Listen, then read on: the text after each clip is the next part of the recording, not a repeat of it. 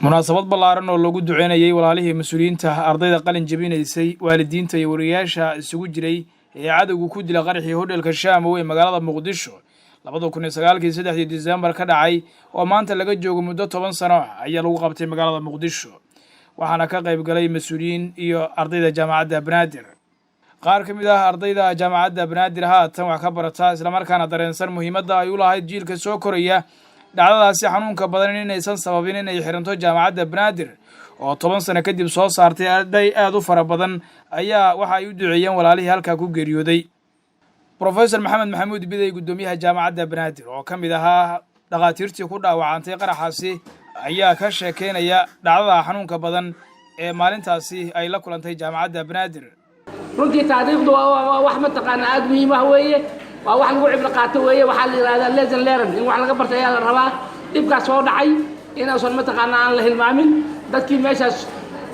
mas'uuliyiintii ku geeriyootay oo runtii u taagneed horumarinta dhalinta Soomaaliyeed siday ugu soo bilahayn mihnad iyo waxbarasho aad u sameyn karaan waxaan leenahay inna lillahi wa inna ilayhi raaji'uun dibka maanta dhacdo waxay aad maalin ma taqaanaa maalin aad murugo badan kullu nafsi daaqatul mawt waa la dhimanayaa laakiin waxa la rabaa inaan la isdhiibin inaan ma taqaanaa arrinta siday tahay loo qaato Professor Usmaan Maxamuud Dufle oo kamid ah golaha aqalka sare ee baarlamaanka dalka isla markaana kamid ah aasaasiyaasha jaamacadda Banaadir maalintaasi marka uu qarxu dhacay waxa uu jeedinayo khudbadiisa ugu tala galay ardayda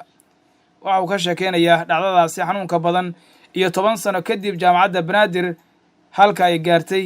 isagoo mahad celin u jeediyay aasaasiyaasha iyo maamulka jaamacadda Banaadir waxaan rabaa inaad xasuusiyo jaamacadda Banaadir maalintaas waxay maraysay dafcadii labaad baa leeyahay oo mediciinka hadda soo xuso saddex biri ka hor waxaa loo dabaaldegay xuskii qalinjabiyaasha oo 630 ahaa waxayna ahayd dafcadii 13aad waxa qalinjabinaya hadaan xusaneyn marka waa garan kartaan dadaal kulliyadaha kalena waa saas waa injineeriya waa muxuu agraariya ha noqoto beeraha iyo xoolaha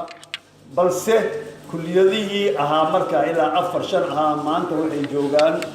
11 kulliyadood